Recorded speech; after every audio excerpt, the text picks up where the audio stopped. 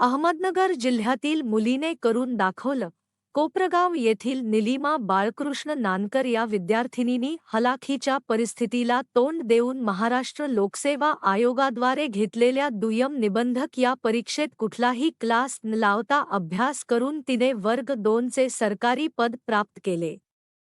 तिने कठीण परिस्थितीत यश मिळवून सर्वांसमोर आदर्श ठेवला असल्याची माहिती येथील कर सल्लागार व तिचे मामा राजेंद्र काशीनाथ वरखडे यांनी दिली आहे.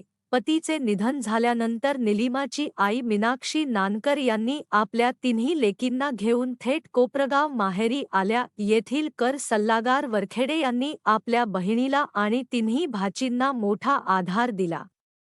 मात्र आपण कुणावरही अवलंबून राहायचं नाही, असा ध्यास आई मीनाक्षी यांनी घेतला. परिणामी शिवणकाम आणि स्वयंपाकाची कामे करून त्यांनी तिन्ही लेकींना शिक्षणासाठी उद्युक्त केले. असंख्य अडचणी आल्या पण नानकर कुटुंबियांनी हार मानली नाही. मोठी कन्या शुभांगी हिने एमकॉमचे शिक्षण घेतानाच अकाउंटंट म्हणून नोकरी पत्करली. त्याचवेळी तिने महावितरण कंपनीची परीक्षा दिली. त्यात तिला यश आले. द्वितीय कन्या हेमांगी हिने सुद्धा एम. चे शिक्षण घेतले. तिनेही अकाउंट म्हणून नोकरी करून कुटुंबाला हातभार लावला. त्यानंतर ती सेट परीक्षा उत्तीर्ण झाली. आज ती पुण्यामध्ये सहाय्यक प्राध्यापक म्हणून कार्यरत आहे. या दोन्ही लेकींचे लग्न करण्यापासून सर्वच प्रकारची जबाबदारी मीनाक्षी यांनी पार पाडली. तर धाकली कन्या निलिमा हिने एम. चे शिक्षण घेतल्यानंतर MPSCचा ध्यास घेतला.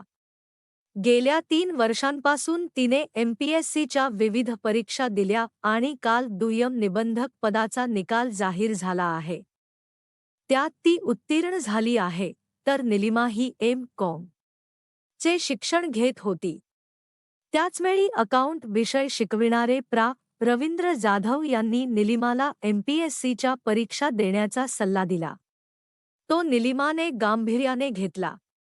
मात्र त्याविषयी तिला काहीही माहीत नव्हते. अखेर तिने विविध पुस्तकांचे वाचन सुरू केले. त्यासाठी अभ्यासिका गाठली. विवाहित भगिनी शुभांगी आणि हेमांगी या दोघींनीही निलिमाच्या अभ्यासाचा खर्च उचलण्याचा निर्णय घेतला. अखेर निलिमाने थेट पुण्यातील हडपसर गाठले. MPSCचे कुठलेही क्लास न लावता हडपसरच्या महात्मा फुले अभ्यासिकेत सकाळी 7 ते रात्री 11 या वेळात प्रचंड अभ्यास केला. आणखी एका वाचनालयात ती रात्रभर अभ्यास करायची.